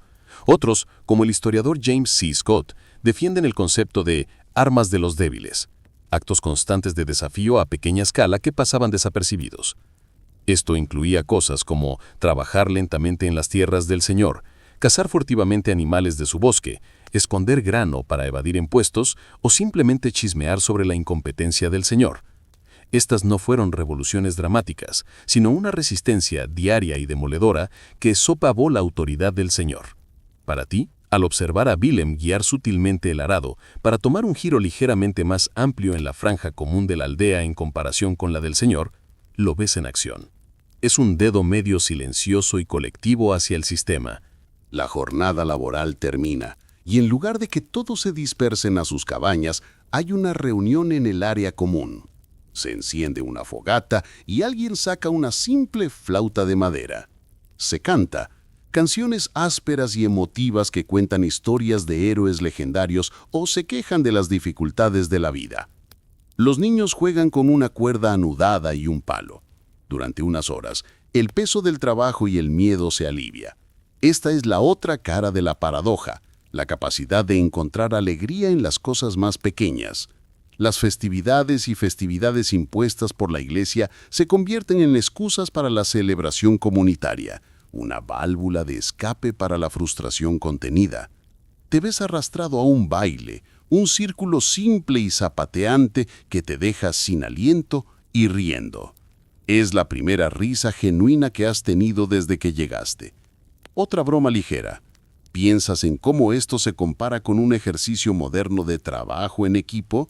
Bien todos, para la actividad de hoy haremos un escardado sincronizado, seguido de una sesión de quejarse del Señor. Es excelente para levantar la moral. Al caer la noche, te sientas con Willem y algunos otros. La conversación se torna seria. Hablan en voz baja sobre el nuevo impuesto del Señor al molino. Todos deben moler su grano en el molino del Señor y pagar una tarifa. Es una carga pesada. Escuchas rumores de planes para moler grano por la noche usando un molino manual, aunque está prohibido. Esta es la rebelión en su forma más cruda. No se trata de derrocar al Señor, se trata de sobrevivir. La comunidad es su escudo. Si atrapan a una persona, otros ayudarán a su familia. Los lazos forjados en el trabajo compartido y la lucha compartida son su mayor arma contra la tiranía del feudo. Te das cuenta de que la vida del campesino no es solo un sufrimiento pasivo, es una constante y sutil negociación de poder, una danza entre la obediencia y el desafío, donde la comunidad es tanto la cauja como la llave. Acostado en tu choza esa noche, los sonidos del pueblo son diferentes. Los ronquidos de las chozas cercanas no son solo ruidos, son los sonidos de tus vecinos, las personas de las que dependes y que dependen de ti. El miedo al infierno sigue ahí. El recuerdo de la justicia del alguacil sigue nítido, pero ahora está revestido de un nuevo sentido de pertenencia. La paradoja del campesino es que, en un mundo diseñado para aplastar la individualidad, la fuerza más poderosa es la colectiva. Son pobres, son impotentes, pero no son pasivos. Su rebelión está en la manzana compartida, el molino de mano secreto, la danza pisoteante a la luz del fuego. Es una guerra silenciosa librada con las armas de la vida cotidiana. Y mientras te quedas dormido, comprendes que durar un día aquí no se trata solo de soportar dificultades físicas. Se trata de navegar por este intrincado panorama social, donde una mirada inapropiada podría convertirte en un paria, pero una broma compartida podría salvarte la vida. El sentido de comunidad que sentiste anoche, la calidez compartida y las rebeliones susurradas, se siente como un sueño lejano mientras una autoridad diferente te despierta bruscamente antes del amanecer. El alguacil del Señor está en tu cabaña, no con un destacamento de trabajo, sino con una citación. El Señor en persona ha notado la presencia del extraño en su aldea, y la curiosidad, o la sospecha, lo ha dominado. Te llevarán al castillo para interrogarte. Un frío nudo de miedo te aprieta el estómago, pero junto a él, una punzada de curiosidad morbosa. Has visto el castillo desde la distancia, una silueta de piedra recortada contra el cielo, pero ahora entras. Mientras te alejan de la aldea, los olores familiares a humo de leña y tierra dan paso al aroma húmedo y mineral del río y al hedón fétido del foso del castillo. El puente levadizo desciende con un crujido de pesadas cadenas y cruzas una zanja verde y estancada que huele a descomposición y desperdicio. una primera línea de defensa tanto olfativa como física. Al pasar bajo el rastrillo de hierro, entras en un mundo sombrío de piedra y pronto te das cuenta de que la fría comodidad del castillo es una prueba de supervivencia en sí misma, cambiando la suciedad visceral de la aldea por una penuria más institucionalizada y escalofriante. Lo primero que te impacta es el frío. Es un frío húmedo y penetrante que parece irradiar desde las mismas piedras, filtrándose a través de la ropa y calando hasta los huesos.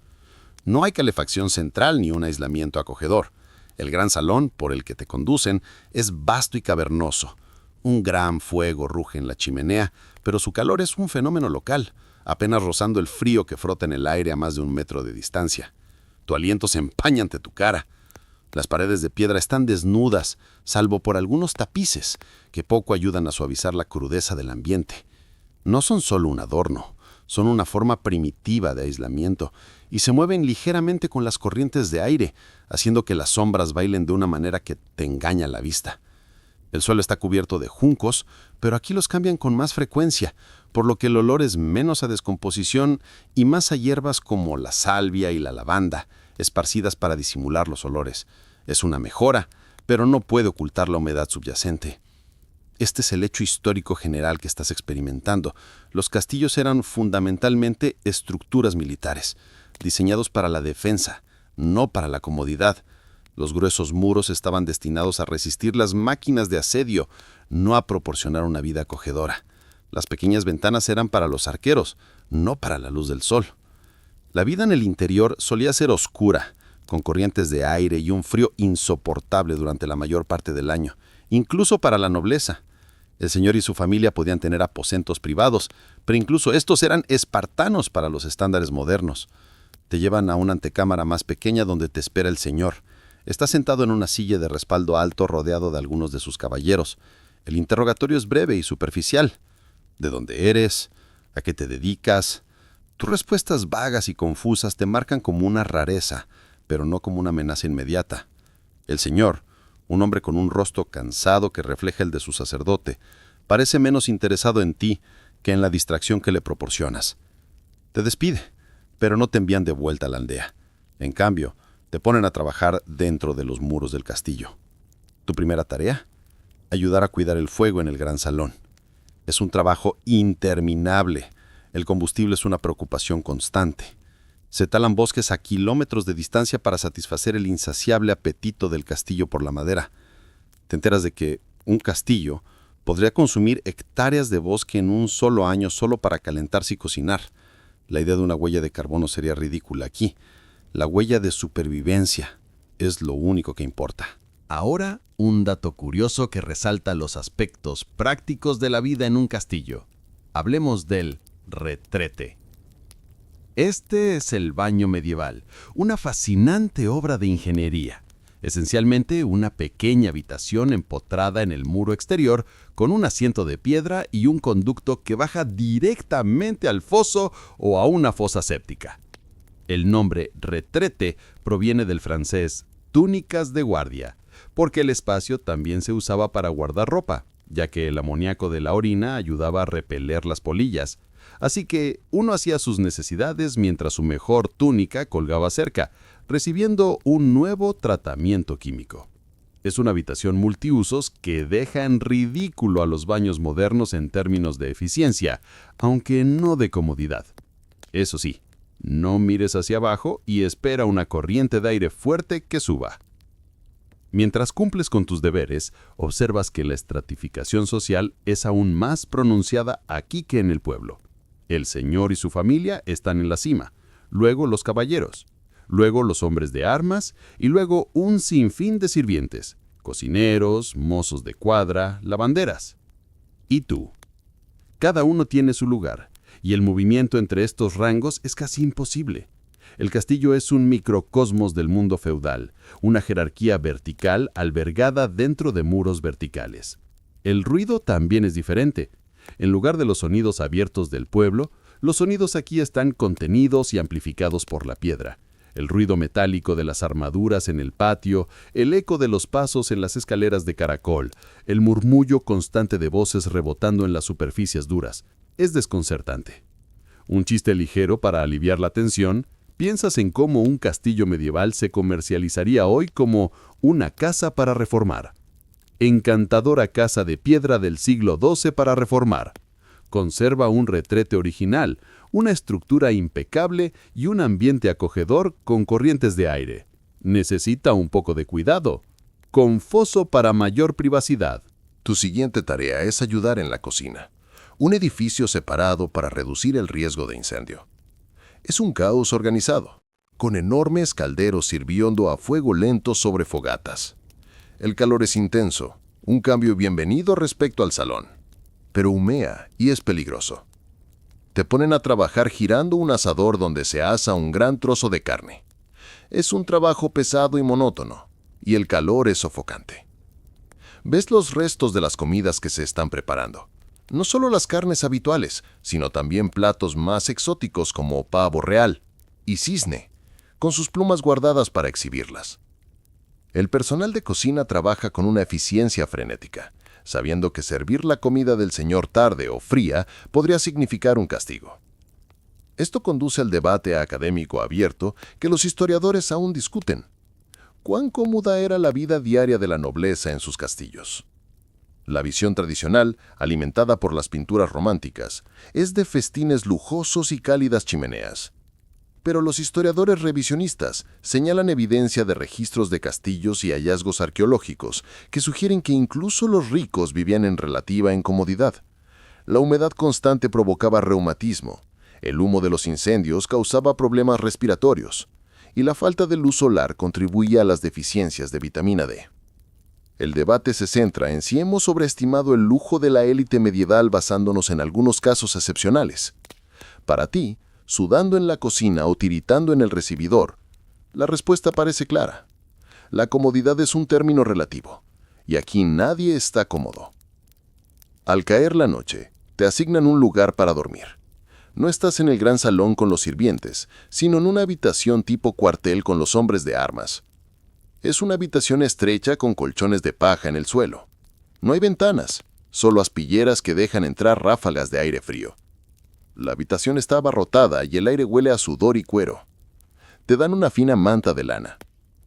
Al acostarte, puedes oír el cambio de guardia en las paredes de arriba, sus llamadas resonando en la noche. El castillo nunca duerme. Siempre hay alguien de guardia, siempre hay una sensación de vigilancia. La seguridad de los gruesos muros se consigue a costa de una constante vigilancia marcial. Otra broma ligera. ¿Te imaginas la reseña del castillo en Yap? 2 estrellas. Los muros son muy gruesos, lo cual es genial para la seguridad, pero el Wi-Fi es inexistente. El retrete tiene una hermosa vista del foso, pero el servicio de cena es lento y a menudo incluye pavo real. Trae tu propia manta. La noche se alarga y no puedes dormir. El frío es insoportable. Oyes ratas correteando por las paredes, un problema común en las estructuras de piedra donde se almacena comida. Piensas en el pueblo, en Willem y los demás, y sus sencillas cabañas de repente parecen casi acogedoras en comparación. Aquí, en el corazón del poder, estás más aislado que nunca. La comodidad del castillo es realmente fría, no solo en temperatura, sino en su orden impersonal y rígido. Está diseñado para mantener a la gente fuera, pero también te mantiene dentro, prisionero de su propia eficiencia. La paradoja del castillo es que su mayor fortaleza, su naturaleza imponente y defensiva, es también la fuente de su profunda incomodidad. Protege el cuerpo de las amenazas externas, pero hace poco por nutrir el alma. Mientras tiemblas en la noche, escuchando los ronquidos de los soldados a tu alrededor, comprendes que sobrevivir aquí no se trata de soportar un trabajo agotador. Se trata de soportar un tipo diferente de rutina, la rutina del frío constante, de la restricción social y de los ecos inquietantes que te recuerdan que vives en una fortaleza, no en un hogar. La noche temblorosa e insomne en los barracones del castillo finalmente da paso a un amanecer gris y acuoso. El frío se ha infiltrado tan profundamente en tus huesos que sientes que tal vez nunca volverás a calentarte. Mientras los hombres de armas se mueven a tu alrededor, gruñendo y poniéndose las botas, te despiden del servicio del castillo con un mendrugo de pan y una advertencia para que no te metas en problemas. Cruzar el puente levadizo de regreso al mundo se siente menos como una liberación y más como una transición de una forma de confinamiento a otra. El pueblo, que había comenzado a sentirse familiar, ahora parece extraño de nuevo, pero de una manera diferente. Las penurias físicas, el hambre, el frío, el trabajo, las empiezas a comprender de una manera brutal y visceral, pero mientras regresas penosamente al grupo de cabañas, te das cuenta de que hay una prisión más insidiosa que aún no has confrontado. La prisión de la mente. Hoy no lucharás contra el barro ni contra los señores, lucharás con la cosmovisión medieval misma, una realidad donde lo racional y lo mágico son inseparables y donde cada evento, desde una cuchara caída hasta un niño moribundo, está cargado de significado sobrenatural. Estás a punto de entrar en la prisión de la mente y los barrotes están hechos de presagios, maldiciones y la presencia constante y susurrante de lo invisible. La primera señal de esta realidad diferente llega incluso antes de llegar a tu cabaña. Ves a una mujer barriendo cuidadosamente el umbral de su casa, no solo para limpiar la suciedad, sino siguiendo un patrón específico, murmurando en voz baja. Luego coloca un manojo fresco de hierbas y péricos sobre la puerta. No es un adorno, es una protección contra los malos espíritus. Observas otros detalles que antes habías pasado por alto. Amuletos tejidos en la paja de los techos, patrones grabados en los dinteles, una herradura clavada sobre la puerta de un establo. No se trata de unos pocos supersticiosos recalcitrantes. Este es el sistema operativo del universo para esta gente. El hecho histórico dominante que gobierna sus vidas es una comprensión precientífica de causa y efecto. Sin nuestro conocimiento de los gérmenes, la física o la química, el mundo es un lugar caprichoso donde los eventos son causados por intenciones, ya sean divinas, demoníacas o mágicas. Una enfermedad repentina no es un virus, es el mal de ojo, una maldición de un vecino celoso. Una cosecha fallida no se debe a la mala calidad del suelo, es un castigo de Dios por los pecados del pueblo. Esta cosmovisión crea una ansiedad constante y leve, una necesidad de apaciguar, interpretar y proteger constantemente. Encuentras a Willem, quien te saluda no con una pregunta sobre dónde has estado, sino con una mirada preocupada. ¿Estuviste en el castillo? ¿En la noche de luna menguante? Debes lavarte con agua corriente antes del atardecer, dice, su tono mortalmente serio. No es una sugerencia, es una precaución necesaria. Te señala el arroyo. Negarte sería marcarte no solo como extraño, sino como peligrosamente temerario. Mientras caminas hacia el arroyo, ves a un grupo de niños tirando piedras a un estanque. Pero no están jugando, están cantando una rima, un juego de contar que también sirve para adivinar el clima.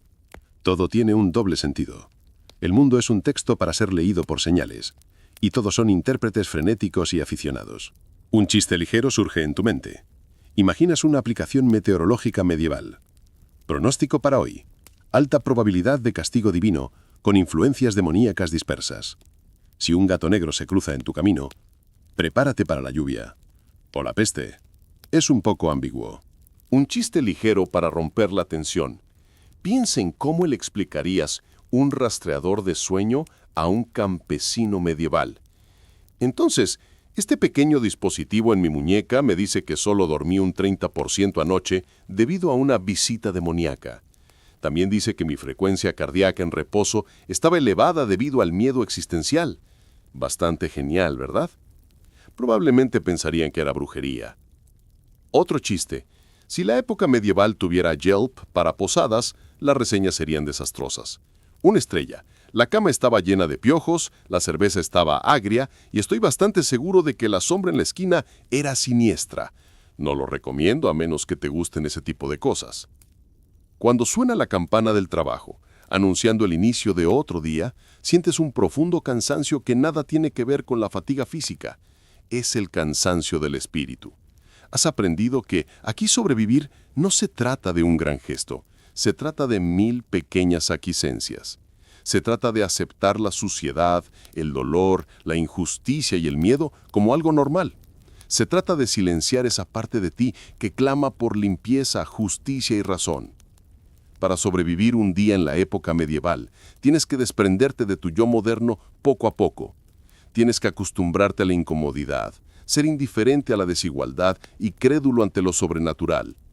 Tienes que cambiar tu individualidad por la seguridad del grupo, tu curiosidad por la obediencia, tu esperanza por la resignación. El fuego de tu identidad moderna, que una vez ardió con fuerza, se ha reducido a unas pocas brasas por el viento implacable de esta dura realidad. Te unes a los demás mientras caminan penosamente hacia los campos. La hija del molinero se recupera y la vida continúa, pero algo ha cambiado en ti. La conmoción inicial ha desaparecido, reemplazada por una aceptación sorda y agobiante. Ahora sabes que no durarías un día no porque te matara una plaga o la espada de un caballero, sino porque tu mente y espíritu se romperían mucho antes que tu cuerpo. La tensión constante de adaptarte a un mundo que, en todos los sentidos imaginables, se opone a tu propia naturaleza, te erosionaría hasta que no quedara nada. Mientras tomas tu herramienta y sientes la familiar protesta de tus músculos, echas una última mirada a tu alrededor. El sol está saliendo, proyectando una luz dorada sobre el pueblo y por un momento casi parece hermoso. Pero conoces la verdad que yace bajo la superficie. El día está comenzando, pero para ti el fuego se ha apagado. Has visto lo suficiente para saber que algunos mundos no están destinados a ser visitados, solo recordados desde una distancia segura. Y mientras te dedicas a tu trabajo, te aferras a esa brasa frágil. El recuerdo de una vida donde la noche es solo la noche y el mayor miedo es perderte un episodio de tu programa favorito.